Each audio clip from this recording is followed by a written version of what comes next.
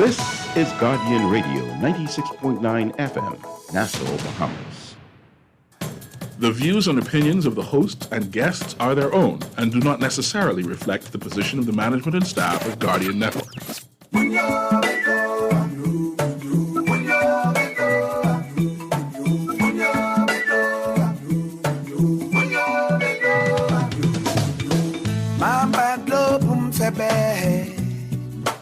Parce que moi j'aime la vie, pas entrer dans mauvaises affaires, même si c'est vrai la vie.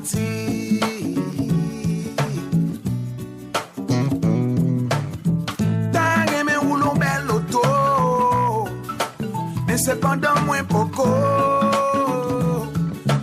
capable. M'a fait tout ça me connaît pour chover au camion de mer. Bito, bito, bito, bito mando, bito mando, bito marcher dans soleil chaud, bito mando, bito mando. Pour me faire éducation timonio avant m'aller.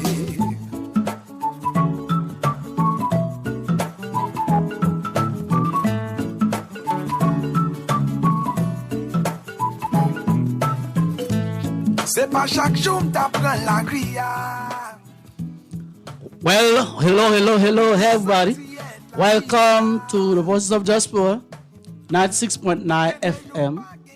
You need to know. We need to know. I'm happy to be here this evening as your guest, AG36C.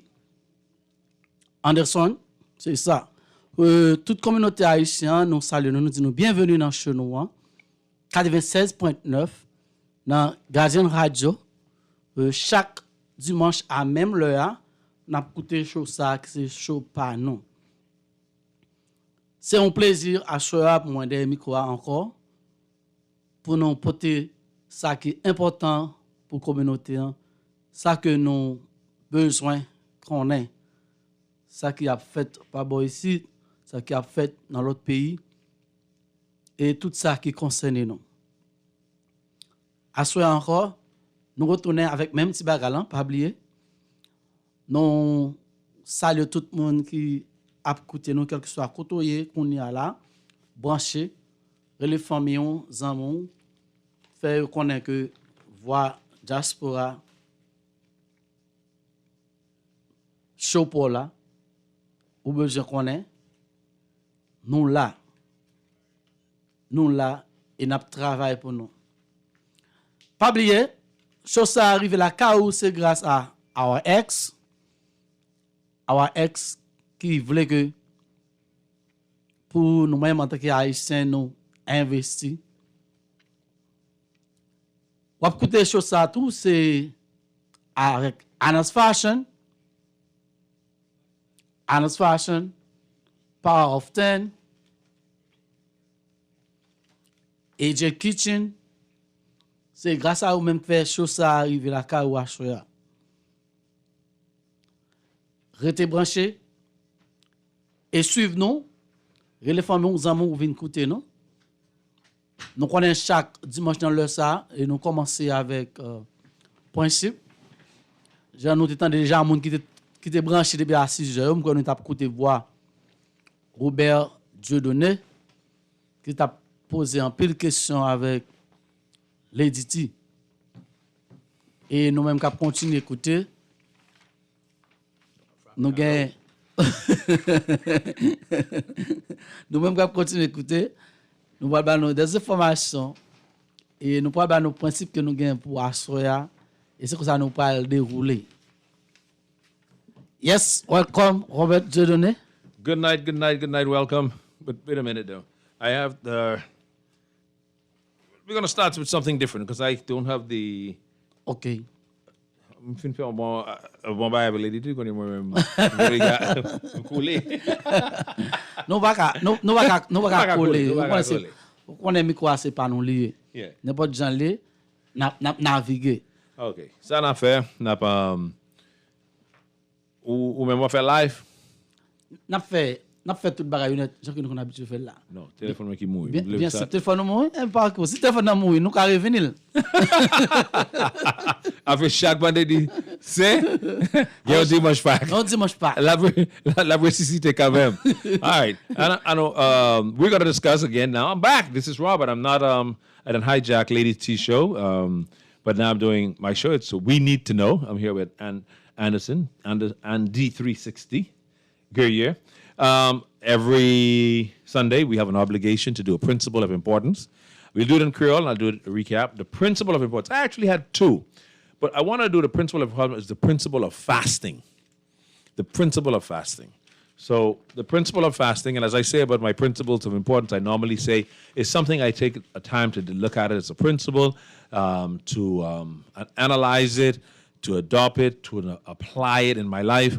And if you find that it makes sense to you, if you want to apply it and adopt it, and make it something of importance to you, to God be the glory. I don't deserve nothing more than the fact that all I would ask is that you give God the glory, that you make it work for you, and then you share it with someone else. So the principle I want to use is the principle of fasting. I'll switch to Creole. Let me just complete it in English first. And the principle of fasting. To me, it's so important. Many, many years ago, even before really, really understanding, besides probably sometimes not having any money when I was in college, you don't call that fasting. You call that brocolitis. You just don't have no money. And you just say, well, I'm fasting. But What you call it? brocolitis. It works than the corona.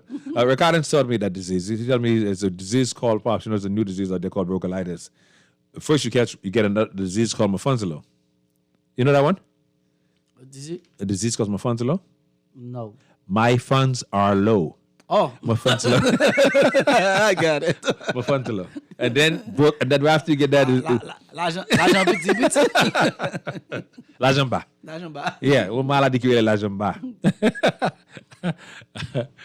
And then l'autre maladie est vraiment rasée. Oh, on peut maladie. Maladie. Mais c'est pas ça qui fait au faire jeune. C'est pas là où pas jeune ou pas acheter manger pour faire jeune. C'est là où il manger à devant. So back to not suffering from brocolitis, all my funds are low. The ability to decide that you're going to refrain from doing something that you love to do, that you feel you have to do, that you want to do, that you seem that you can't even live it out. You can't, food, alcohol, the internet, sex, and you decide I'm gonna, some people have to fast, and part of your commitment, I understand, you have to go without sex. You have to go. That's a sacrifice. But to make the principle of fasting is, I believe, and I guess I said I've analyzed, what it does is it empowers you spiritually. It brings you a sense of discipline.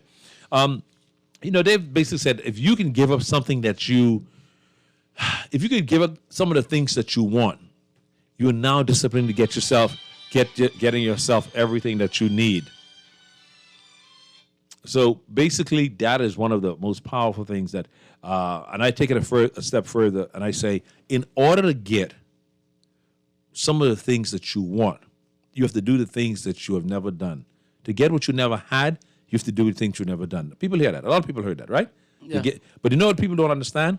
How are you going to do what you never did? So in order to get what you never had, you have to do what you never did. In order for you to do what you never did, you have to become who you never was. Yes. Right? So when you fast, you transform because now you have become more disciplined. You become more disciplined spiritually, psychologically, definitely physically. You might lose a couple of pounds, depends on how much you fast. But that is a transformation of a mental, physical, and spiritual state.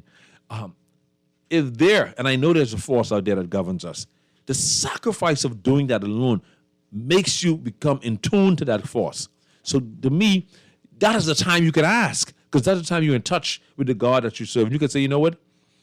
Let me have this conversation, because now either you got God's attention or he got your attention. But now you can actually say, this is the time. So fasting, and from a physical point, it is proven, and I have seen how it has helped, has been proven or is it's believed, it's a theory out there, intermittent fasting, which means, Anderson, if you don't eat for 12 to 16 hours every day for 21 days, that's all. Even if you're sleeping, 12 to 16 hours every day for 21 days, your body begins to heal itself of cholesterol, sugar, from diabetes, and high blood pressure. Now, there's a person who told me they cannot do fasting because they have to take their food, take their medication. Then the doctor told them, yes, they can. If they go 12 to 14 hours from 8 o'clock at night, the next morning at 8 o'clock, they don't eat. That's 12 hours. 2 more hours, 10. If they could do that, and they did it, and their sugar went down. And so some people when they say that they fasting, they believe that take a little breakfast. At least they don't eat heavy like they used to, but they still eating a little bit. To me, that's not fasting. That's a change in regimen. But it could be, because fasting is giving up something. But fasting, my friend told me that was last week. She was fasting, but every morning she eat breakfast. No, that's not fasting. Okay, let me tell you why that's not fasting. And Pastor is here with us. Pastor, fasting, if you fasting, is not eating. Let me tell you how I know why. Because what is breakfast? What is breakfast? That's something you eat. No, say the word. Breakfast. Say it slowly. Breakfast. Break fast. That's what it is, right? Fast. Yeah. Break fast. That means if you eat, you don't need to break it. The first meal you eat after you haven't eating is called break fast, breakfast.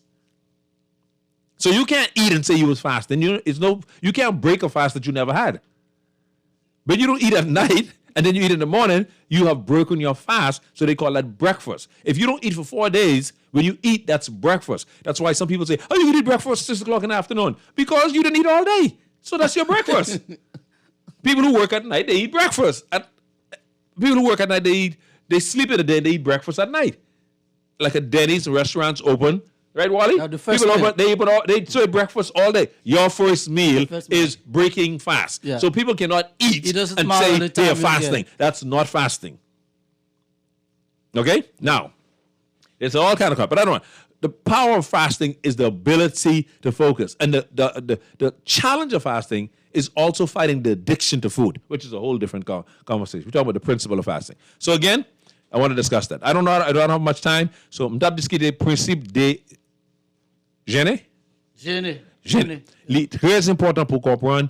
Ça m'a dit là, si on va me dire, moi étudier, moi analyser, moi m'appliquer dans la vie. Pam, si vous êtes bon pour, on va essayer. C'est pas faire jeûne avec rat bleu, non? C'est pas jeune des jeunes ça yo. Jeune bout de monde là avec tes papiers écrit non mon Dieu à bas sous yo. Non. C'est pas jeune des jeunes ça yo. Pas frapper 7 fois, non. Non, c'est yo. Non, c'est pas jeune des jeunes ça yo. Jeune quand vous décidez pour manque de temps ou pas manger, ou après tête tout, ou camper la relation sexuelle, ou camper l'emboire, ou pas manger pour 3 jours, pas manger pour 7 jours, bread l'eau seulement. Ça, ou faire ça et les gains un gros bagage ou accompli psychologiquement, physiquement, spirituellement, ou à joindre un peu bagage sous à faire avec sincérité, ou à gêner, ou à prier. Pour moi, c'est laisse ça ou vin people bon Dieu, c'est laisse ça ou vin well puis clair, c'est laisse ça lui même living well, c'est encore living des gars. Donc sacrifice on fait. Bagay tout le monde connaît faut faire parce que manger son addiction ou même ou coumer avec addiction ou faire une décision ou faire 3 jours pas manger, qu'on on va prier, on quoi porte à ouvert. Miraille a tombé, barrière a crasé, un pile bagay qu'a accompli. Moi ça dans la vie pas. Moi ça dans la vie pas, moi ça. Il y a un autre bagay, même pour un monde puis qu'a des situations spirituellement ou en façon religieuse. Il bon pour quoi? Parce que même si ou gain cholestérol, ou gain sucre, ou gain tension, par la docteur maman, pas des frères Jérôme te voye manquer tuer maman, tuer papa, tuer petit ou tuer tête oui. Non, me connaît gain monde qui fait jeûne 12 à 16 états 16 hours. 16 what? 16 heures de temps. 16 heures de temps. 16 heures de temps. On va demander 16. 16 heures de temps. Vous faites 14 à 16 heures de temps.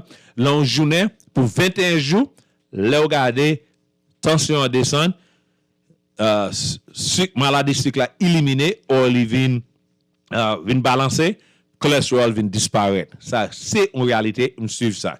Il y a pile baril qui a fait dans 21 jours, m'a fait un autre chose de ça. Mais faut mon apprendre, étudier, parler avec docteur, parler avec pasteur, parler avec père, étudier et apprendre faire jeûne pour prier pour un bi, especially dans le temps carême là, il y a pile bagay là-dedans, je suis content pour m'entendre les pères dim, père on jacte dim, pas qu'à faire jeûne les dimanches. Comme un bon catholique, qu'on y a un café petit boisson les dimanches, parce que les dimanches faut me camper, va faire jeûne. Parce que il peut tourner 40 jours. Ça veut dire, si on va faire jeûne 40 jours, on va faire jeûne 6 jours. Dimanche, bien frappé avec manger, avec petit boisson, boisson lemonade, vous comprenez? Lemonade. C'est lemonade.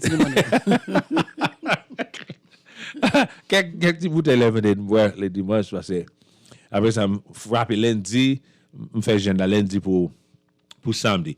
Mais c'est très important pour vivre psychologiquement, même si il n'est pas dans la semaine carême là seulement, pour décider ou bien un bi, ou juste pour nettoyer le corps, nettoyer triple. Imaginez, on bon bail va m'aider. Tout bail, m'pas parler non compagnie yo, mais on bon manger fruit yo, y a vendre bail, on bon mal propre va m'aider encore. Il bon sou ka prendre quelques jours par ou camper ou pas manger yo. Right? Toi temps gain passer Anderson, nous gain quelques nouvelles pour bail. Ça c'est principe d'importance pour semaine ça, principe de gêner, apprendre gêner. That's it. Yes, merci M. Robert, nous ne pas perdre trop de temps, nous avons dans une nouvelle nous gain pour nous dans ça qui fait actualité surtout dans pays pas ici et Haïti. Centre américain pour contrôle la prévention maladie te réduit Bahamas sorti dans niveau 3 et on conseillé à monde qui a voyagé pour yo prendre vaccin. Test gratis disponible pour n'importe monde qui veut connaître situation COVID-19 yo et prendre vaccin rete pi bon façon qui protéger scientifiquement pour protéger tête nous ak moun nou remen yo. Pour plus d'informations toujours, conduire sous sens d'après loi impliqué dans conduire dans yon méprisé, volonté ak sans respect pour sécurité yon moun k'ap utiliser route là. Et puis l'état évident pour un chauffeur compétent ak attention qui conduit dans façon ça, t'a créé un risque évident et grave dans dommage pour n'importe moun. D'après loi, n'importe moun qui la cause la mort yon l'autre moun, les conduit yon véhicule dangereux, moun sa a face à prison jusqu'à 10 années.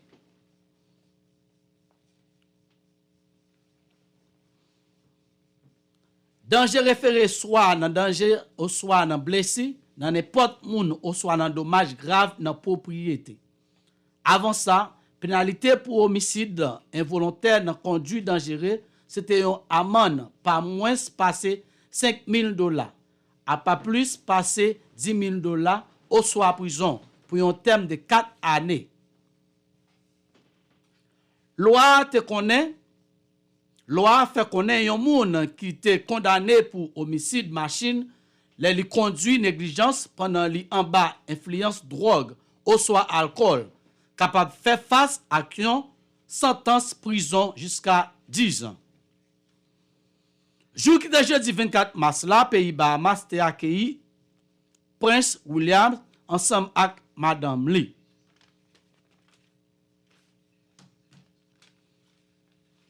Selon un rapport qui sorti depuis dans pays Cuba, ils ont demandé depuis ces haïtiens qui voulaient aller Cuba doit gagner un visa dans passeport yo pour yo capable entrer dans pays Cuba. Gouvernement Cuba fait connaître yo prend décision ça, c'est parce que pays Haïti lui-même exigeait à tout citoyen cubain yo doit gagner un visa pour yo entrer en Haïti. Bon, première fois me dans m'bat compte si mon doit un visa pour entrer en Haïti mais yo fait connaître tout. Si un haïtien a un visa Canada ou bien visa américain, moun sa pas besoin de visa qui ba pour entrer dans le pays. Pour plus d'informations, nous allons contacter dans sitos consultado@gmail.com. Inspecteur la police là, Max Gillard, qui est responsable investigation dans le commissariat Petit Gouave là. Il a arrivé joindre arrestation dans l'aéroport international JFK, New York, parce que il est accusé dans affaire tentative assassinat Madame Darlene Max Theodore.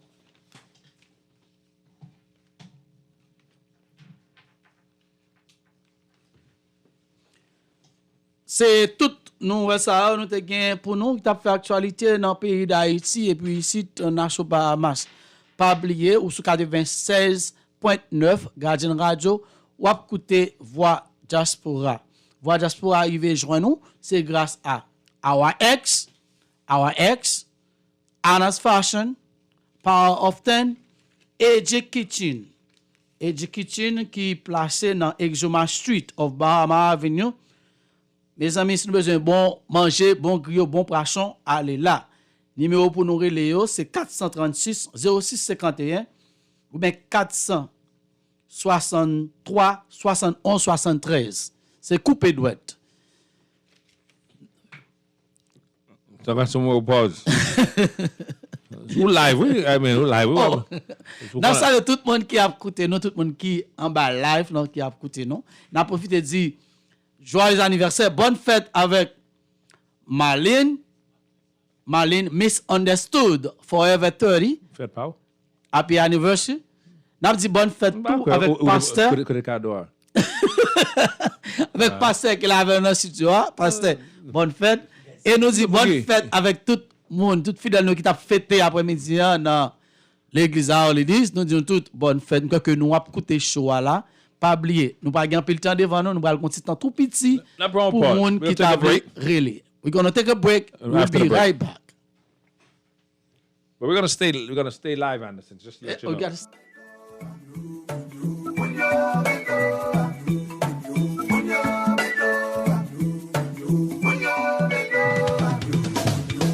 Mamba d'eau pour me faire belle, parce que moi j'aime la vie. Pas entrer dans mauvaises affaires, même si c'est vrai la vie.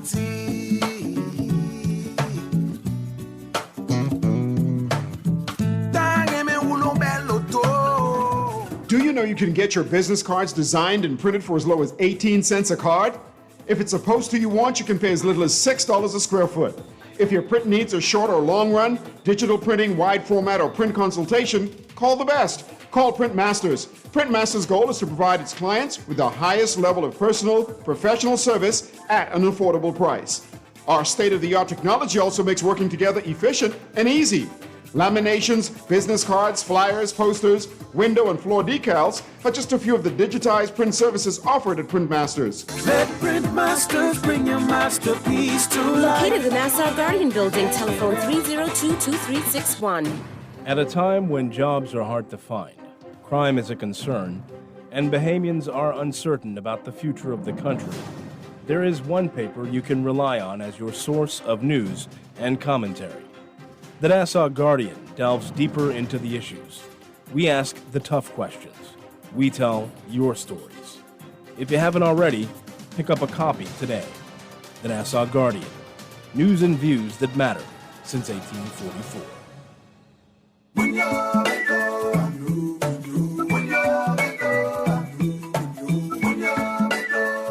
We're going to get back to that. Live with it, baby. Welcome back to 96.9 FM Garden Radio, the voices of Diaspora. We need to know.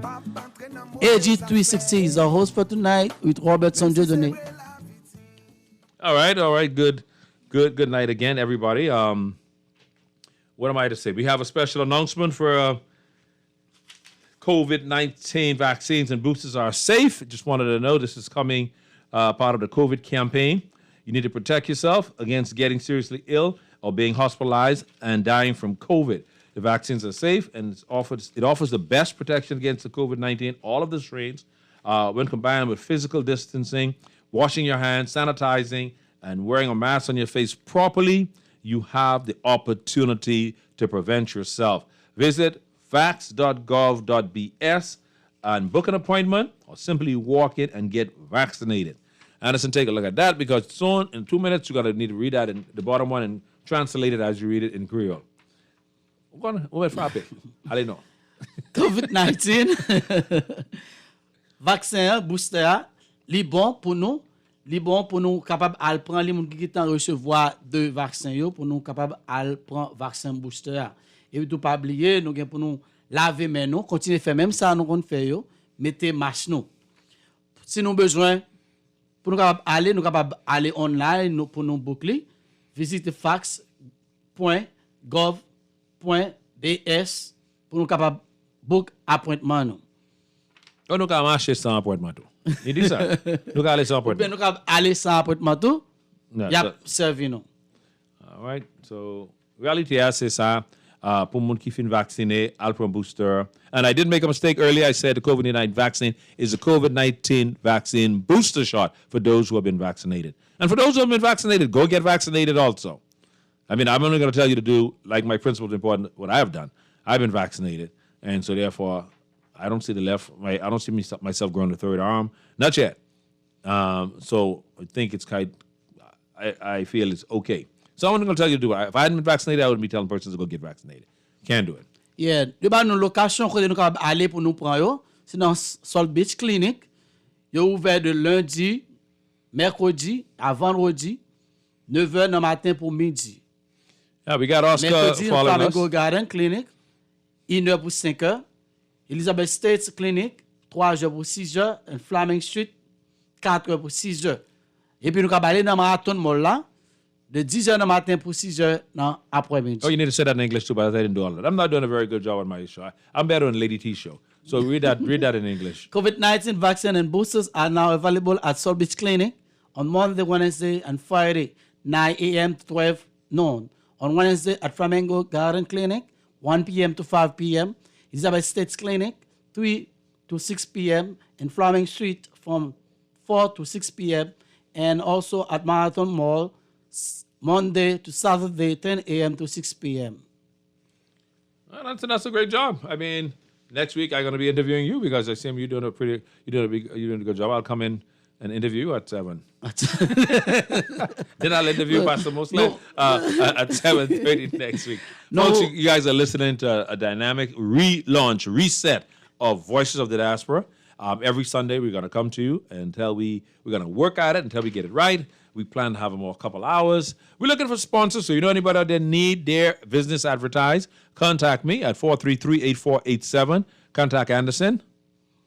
813-8128. 813-8128. Or contact Pastor Muslim. What is the number, Pastor? 433?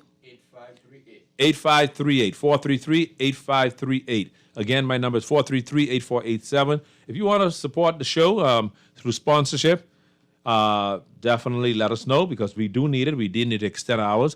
We're here at Voice of the Diaspora to educate, inform, and to restore a people, a nation. Nous là pour nous éduquer, informer, restaurer un peuple, une nation. So, si vous gagnez un bagay ou t'as voulu faire promotion de lui, on programme l'église, ou gagne un shop, tant qu'on Anna's Fashion, ou tant qu'on Powers 10, ou même si il va même comme ça, ou gagne un business, ou faire cleaning, ou gagne quelques business ou t'as voulu pour nous, ou t'as voulu faire un réclame, nous avons aidé ou faire marketing, et get plus d'infos de marketing. RWACX, c'est une sponsor, puis devant, nous avons un guest comme ça dans RWACX, expliquer qui gens ou quand investir aujourd'hui pour protéger tout demain. Pas oublier, bon, comme le agent arrivé sur nous, nous avons une question, nous avons que nous avons relais, mais nous avons toujours fait, si nous avons qui est dans 323 62 32, 325 43 16, 325 42 59. N'importe monde qui est là qui dit nous, qui principe nous te gagné pour dimanche passé a, moun sa recevoir minute sur téléphone 323 62 32, 325 43 16, 325 42 59. Parce que vous avez dit n'importe monde qui crée les shows qui dit nous principe que nous te gagné. Mais il va au bête. Vous dites que votre monde. Bon Dieu pour des micro va carrer. La game minute sur téléphone. All right, Elvin, so I'm doing a shout out to you and your family. Thank you for following up. Hey, share the information. Share this live with others. Let the people know we're back. All right, folks, this is us. This is our 30 minutes. Nous complétons 30 minutes par nous, mais nous continuons l'envoi des Mousselin Miloin. New Bethel, AME. You know what AME stands for, Anderson? What AME stands for? Comment c'est? ME? AME. Yeah, où t'es fait Jack dans l'église, ça prend 30 minutes. Non, il va te monter ça. African Methodist Episcopal. OK, ma prendre aujourd'hui. African, c'est un gros bail, oui. On go l'église là, quand on est. Et tout le monde Jack va te monter ça, non? What do we mean dans l'église? Vous te fait commencer et vous quitter. Vous faites commencer ou chiter. Oh man. All right, it's great to be here, folks, and a lot to do in the weeks and months coming up. So stay tuned with us, and let's grow together. Thank you. M'a fait tout ça me connaît. Pour chover au cami en demain. Bito, bito, bito. Bito mando, bito mando. Bito marché dans soleil chaud. Soleil chaud.